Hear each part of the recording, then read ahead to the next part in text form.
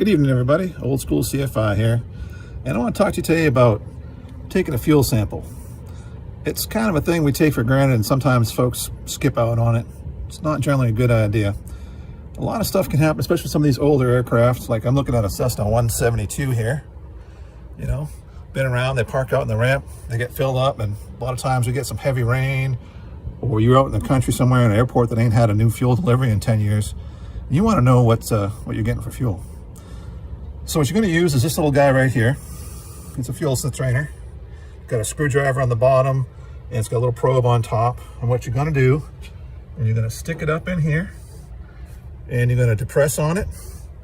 It's going to fill up full of fuel, just like this. And you got that fuel in there, and you're going to hold it up to the airframe. And the first thing you look at is for that light blue color. The sky blue, the fuel is good.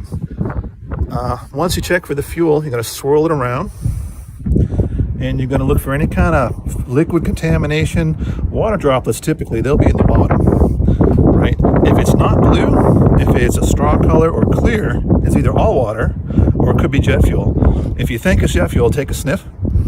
It should have that pleasant Avgas smell to it. And then, you know, once you're done, you've evaluated your fuel, you should dispose of it properly. Now, the old days, we used to just dump it out on the ground.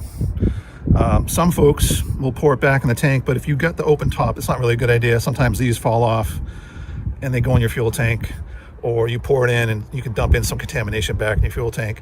So what you want to do is you want to look around and you want to find a fuel can. Usually there's a grounded fuel can on the flight line, and if we look around here, well, ours seems to be missing. What are we going to do about that? All right, I don't know. Shame on me. I guess I don't want to dump it on the ground. What am I going to do? Well, I guess I'll just, well, hell with it. Whoa. No, it's actually not that bad. Pretty good stuff.